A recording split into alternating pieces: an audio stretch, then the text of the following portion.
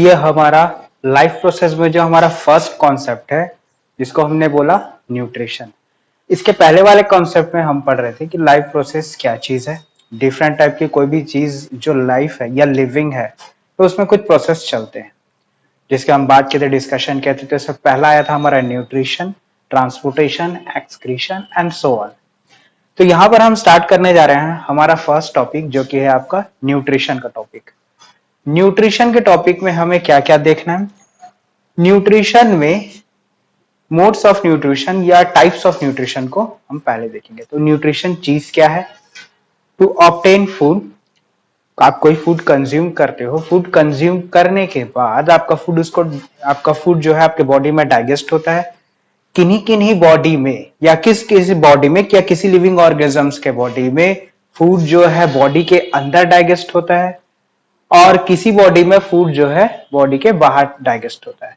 तो अगर आप फंगस के केसेस में देखेंगे तो उनके बॉडी के अंदर फूड का डाइजेशन नहीं होता, उनके बॉडी के बाहर फूड का डाइजेशन होता है, जिसको हम ये भी बोलते हैं आपका एक्स्ट्रा सेलुलर डाइजेशन और ये सब चीज। तो यहाँ पर अगर आपका डाइजेशन कोई बॉडी के बाहर भी हो रहा है फंगस के सिनेरियो में और ह्यूमंस के केस में जो आपका न्यूट्रिशन एक्वायरिंग प्रोसेस है वो बॉडी के अंदर हो रहा है। तो हम यहाँ पर देखेंगे कितने टाइप ऑफ न्यूट्रिशन है। न्यूट्रिशन के बारे में मैंने आपको पहले भी बता दिया है इसके पहले वाले वीडियो में कि न्यूट्रिशन प्रोसेस है क्या।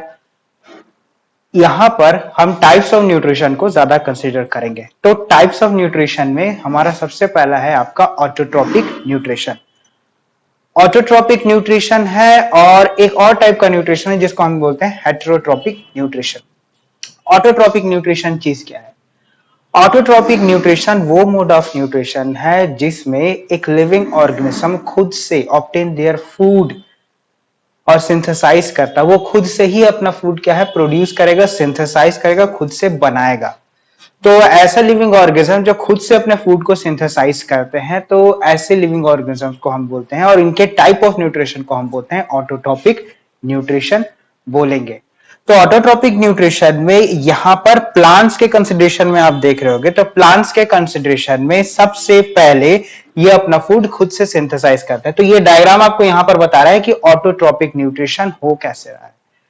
ऑटोट्रोपिक न्यूट्रिशन में क्या है? सबसे पहले उसमें 3 स्टेप्स होते हैं जो मेन इसेंशियल होते हैं। एक एक करके हम इसको डिस्कस करेंगे। सबसे पहला स्टेप्स है एब्जॉर्प्शन ऑफ लाइट। अगर लाइट का प्रेजेंस ना हो तो ये अपना फूड क्या है प्रिपेयर ही नहीं कर पाएंगे, बना ही नहीं पाएंगे। तो सबसे पहले है आपका एब्जॉर्प्शन ऑफ लाइट। लाइट का एब्जॉर्प्शन करे कैसे? कुछ तो होगा ना एब्जॉर्बिंग मटेरियल उस प्लांट्स में जो लाइट को एब्जॉर्ब कर रहा होगा। तो यहां पर जो लाइट को एब्जॉर्ब करता है वो है, इनमें एक पिगमेंट होता है जिसको हम कहते हैं आपके क्लोरोफिल के पिगमेंट। आपने इससे पहले वाले क्लासेस में पढ़ा होगा लीफ के अंदर आपने क्लोरोप्लास्ट के स्ट्रक्चर्स को स्टडी किया होगा। क्लोरोप्लास्ट के अंदर होता है हमारा क्लोरोफिल। अब ये क्लोरोफिल होते हैं वो एक ग्रीन पिगमेंट होते हैं और इन ग्रीन पिगमेंट यही होते हैं, यही आपके लाइट को क्या करते हैं एब्जॉर्ब करते हैं। लाइट को एब्जॉर्ब करते ही उस लाइट एनर्जी को ये केमिकल एनर्जी में बदल देंगे। कैसे बदलेंगे केमिकल एनर्जी में?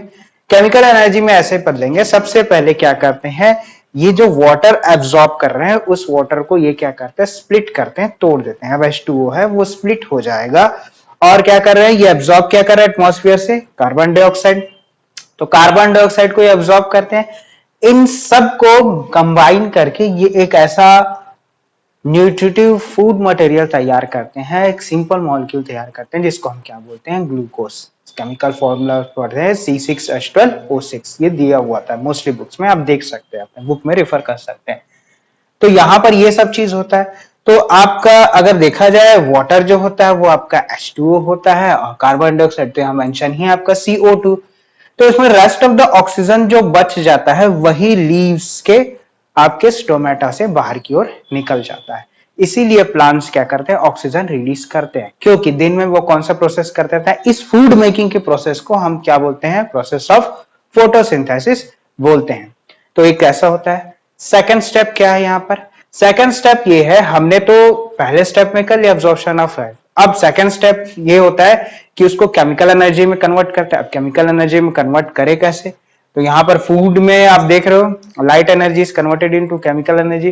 तो यहाँ पर एक क्या है फूड में कन्वर्ट करते हैं तो फूड में जो चीज कन्वर्ट हो रहा है वो क्या है? तो फूड में आपका जो कन्वर्जन हो रहा है वो किस में हो रहा है? ग्लूकोज के मॉलिक्यूल्स में। ग्लूकोज के मॉलिक्यूल के लिए एसेंशियल रॉ मटेरियल क्या है? वाटर की रिक्वायरमेंट है और कार्बन डाइऑक्साइड की रिक्वायरमेंट है, और क्या है? लाइट सोर्स की रिक्वायरमेंट है।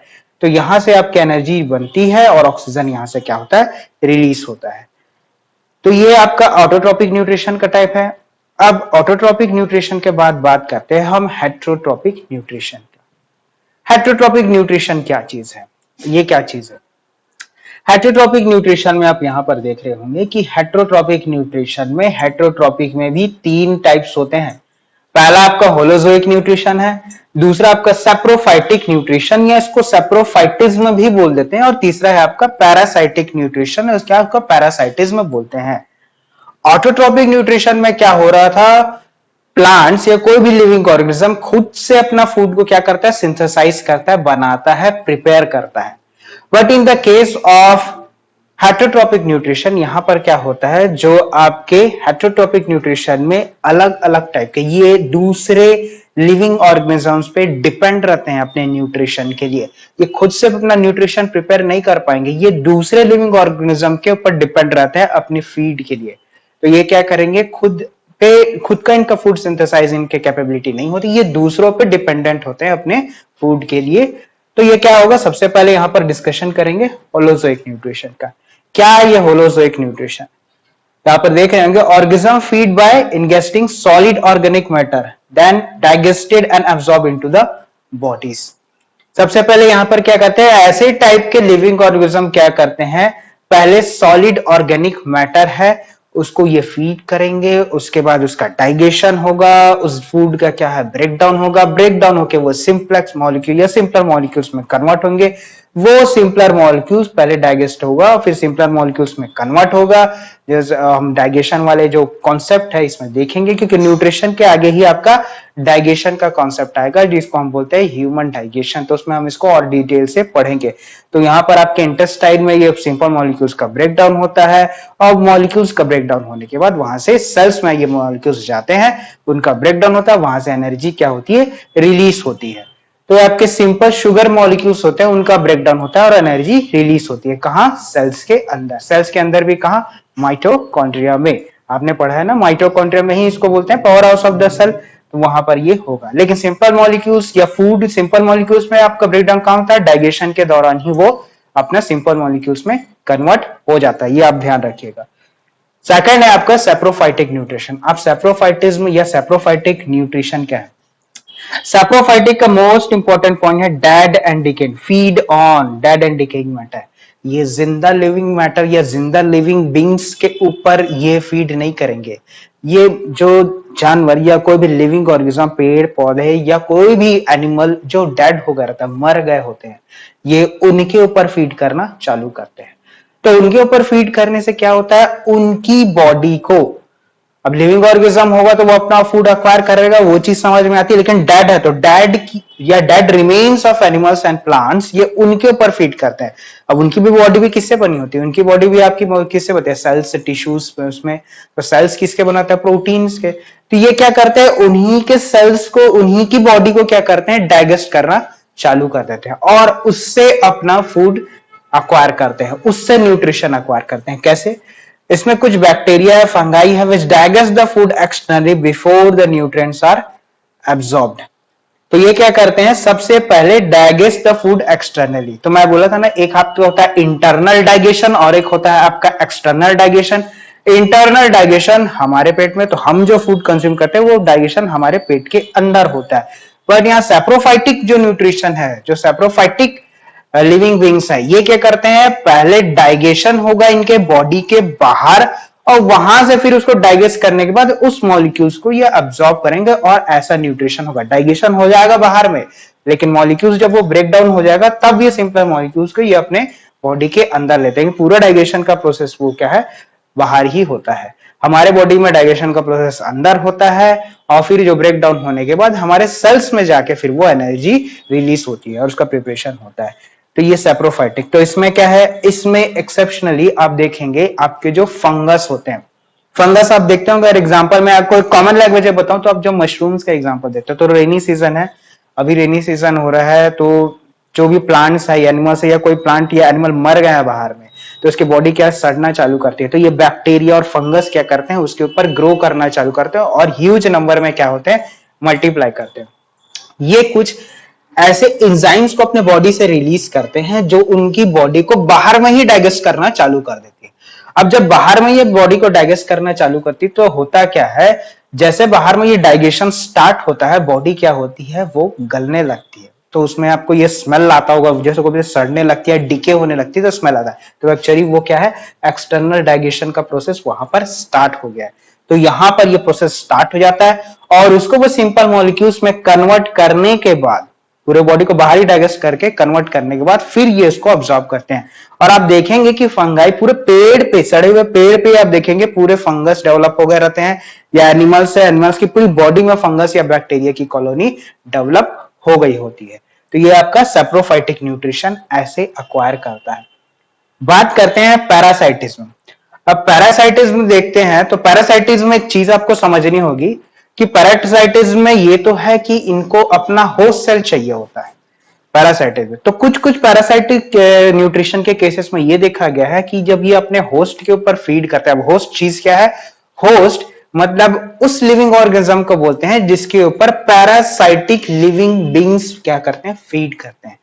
तो ये पैरासाइटिक लिविंग माइक्रो ऑर्गेनिजम्स या फिर आप क्या ऑर्गेनिजम्स, ये क्या करते हैं, उस पर फीड करते हैं अपने होस्ट पे। होस्ट क्या है, एक ऐसी बॉडी, एक ऐसी लिविंग बॉडी जिससे इनको बराबर क्या मिलते रहे, इनको सप्लाई मिलता रहे। एग्जांपल देखिएगा क्या क्या चीज है यहाँ पर। Obtain nutrients from living organism, जिंदा लिविंग ऑर्गेनिज्म से क्या करते हैं, न्यूट्रिशन एक्वायर करते हैं। The parasite obtain nutrients by living in on or in the body of the host. तो कभी कभी बॉडी के अंदर भी होते हैं, कभी कभी बॉडी के बाहर। फर्स्ट करें यहाँ पर देखें, जैसे हमारे बॉडी में, हमारे बॉडी में आप देखेंगे हेयर्स में होते हैं, लाइस और टिक्स होते हैं, जूहे जो होते हैं, तो वो आपके एक्सटर्नल पैरासाइट्स होते हैं।